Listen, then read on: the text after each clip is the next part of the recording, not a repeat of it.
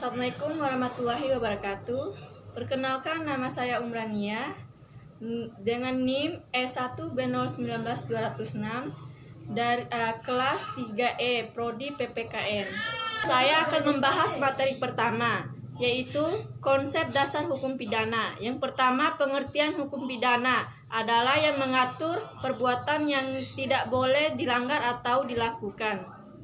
Yang kedua, fungsi hukum pidana. Yang pertama, sosial kontrol yang mengontrol masyarakat. Yang kedua, social engineering, sarana perubahan perilaku masyarakat atau merubah perilaku. Yang ketiga, sifat hukum pidana, yaitu publik. Publik adalah hubungan yang mengatur hubungan antara individu dengan negara dan masyarakat. Yang keempat, jenis-jenis hukum pidana. Yang pertama, menurut atau berdasarkan materi. Yang pertama, hukum pidana formil. Yang kedua, hukum pidana material. Yang kedua, berdasarkan sumber. Hukum pidana umum dan khusus. Yang ketiga, berdasarkan bentuk.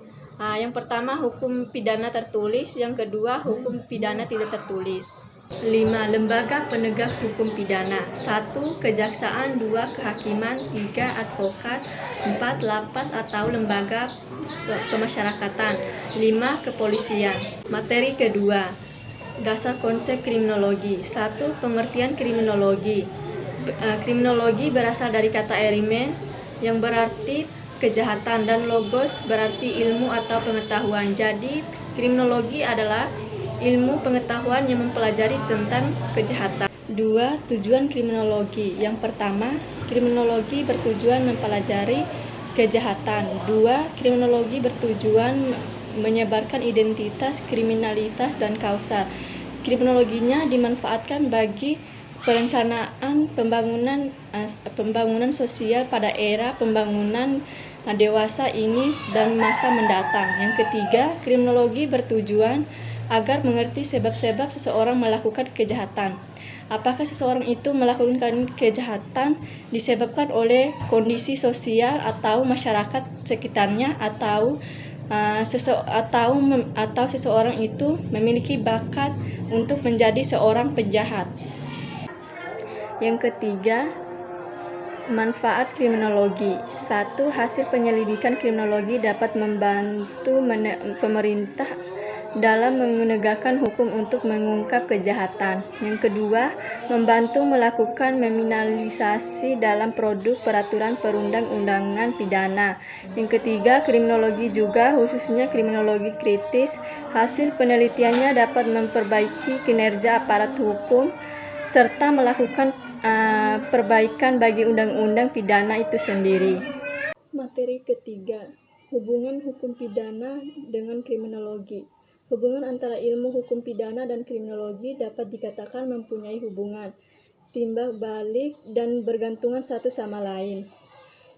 Ilmu hukum pidana mempelajari akibat hukum daripada perbuatan yang dilanggar sebagai kejahatan, yang dapat disingkat pula dengan nama ilmu tentang hukum kejahatan. Materi keempat, asas-asas hukum pidana. 1.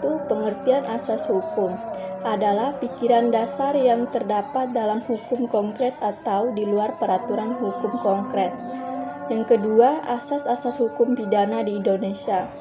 A. Asas legalitas. Tidak ada perbuatan yang dilarang dan diancam dengan pidana kalau hal itu terlebih dahulu belum dinyatakan dalam suatu undang-undang. B. Asas teritorialitas atau wilayah. Asas wilayah ini menunjukkan bahwa siapapun yang melakukan delik di wilayah negara tempat berlakunya hukum pidana tunduk pada hukum pidana itu. C. Asas nasionalitas pasif atau asas perlindungan. Asas ini menentukan bahwa hukum pidana suatu negara, juga Indonesia, berlaku terhadap perbuatan-perbuatan yang dilakukan di luar negara. Jika karena itu kepentingan tertentu terutama kepentingan negara dilarang di luar wilayah kekuasaan itu. D. Asas personalitas atau asas nasional aktif. Asas personalitas bertumpu pada kewarganegaraan, pembuatan delik.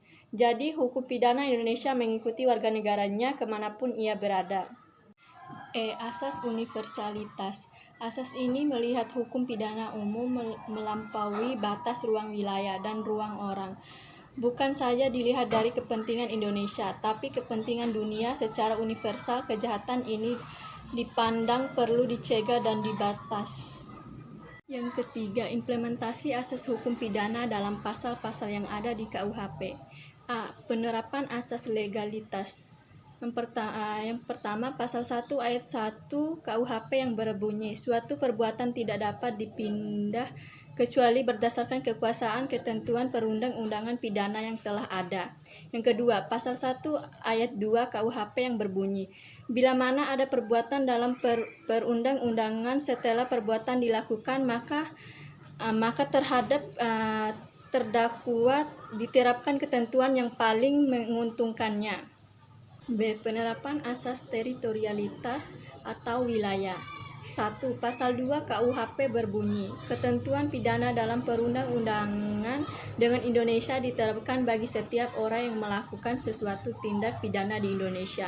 Yang kedua, pasal 3 KUHP berbunyi, ketentuan pidana dalam perundang-undangan Indonesia berlaku bagi setiap orang yang di luar wilayah Indonesia melakukan tindak pidana di dalam kendaraan air atau pesawat udara di Indonesia. C. Implementasi asas nasionalitas aktif. Pasal 5 KUHP. 1. Ketentuan pidana dalam perundang-undangan Indonesia diterapkan bagi warga negara di luar Indonesia melakukan salah satu kejahatan tersebut dalam bab 1 dan bab 2 buku kedua. Dalam pasal-pasal 160, 161, 240, 279, 250, dan 451. B. Salah satu perbuatan yang oleh suatu ketentuan pidana dalam perundang-undangan, sedangkan menurut perundang-undangan negara di mana perbuatan dilakukan diancam dengan pidana. 2. Penuntutan terhadap suatu perbuatan yang dimaksud pada huruf B jika tersangka baru menjadi warga negara Indonesia setelah melakukan perbuatan itu. Pasal 6 KUHP berbunyi, berlakunya pasal 5 ayat 1 butir dibatasi sedemikian rupa sehingga tidak dijatuhkan pidana mati jika menurut perundang-undangan negara di mana perbuatan dilakukan terhadap tindak diancamkan pidana mati. Pasal 7 KUHP berbunyi, ketentuan pidana dalam perundang-undangan Indonesia berlaku bagi setiap pejabat yang luar Indonesia melakukan salah satu tindak pidana. D. Implementasi asas nasionalitas pasif atau dasar perlindungan. Pasal 4 KUHP yang berbunyi, hukum pidana Indonesia berlaku bagi setiap orang, baik warga negara Indonesia maupun warga negara asing, yang melakukan tindak pidana di luar wilayah Indonesia sepanjang perbuatan itu melanggar kepentingan Indonesia. Implementasi asas universal. Pasal 4 sub kedua yang berbunyi, bahwa siapa saja yang memalsukan atau memasukkan uang dan uang kertas dari negara maupun juga dapat ditentukan menurut pidana Indonesia. Materi kelima, ajaran sebab akibat. 1. Pengertian ajaran sebab akibat. Ajaran sebab akibat adalah ajaran yang berupa untuk menerima sebab dari timbulnya akibat. Dalam hukum pidana, sebab yang dicari adalah suatu perbuatan. Dengan ditemukannya sebab, maka dapat ditemukan siapa yang dapat dipersalahkan dan diminta pertanggungjawabannya. 2. Tujuan mempelajari sebab akibat. Untuk menentukan hubungan antara sebab akibat, yang berarti menentukan ada atau tidaknya tindak pidana. Kedua, untuk menentukan pertanggungjawaban pidana seseorang atau suatu akibat tertentu yang berupa suatu tindak pidana. 3. Hubungan kausal antara sebab dengan akibat. Teori ekivalensi, teori syarat. Teori ini mengatakan suatu kejadian yang merupakan akibat biasanya ditimbul oleh beberapa peristiwa atau keadaan atau faktor yang satu sama lainnya merupakan suatu rangkaian yang berhubungan. B. Teori individualisasi, teori khusus. Teori ini menyatakan dalam menerapkan sebab dan suatu akibat dibatasi oleh suatu atau beberapa peristiwa. atau faktor saja yang dianggap berpandan paling dekat atau seimbang dengan timbulnya suatu akibat.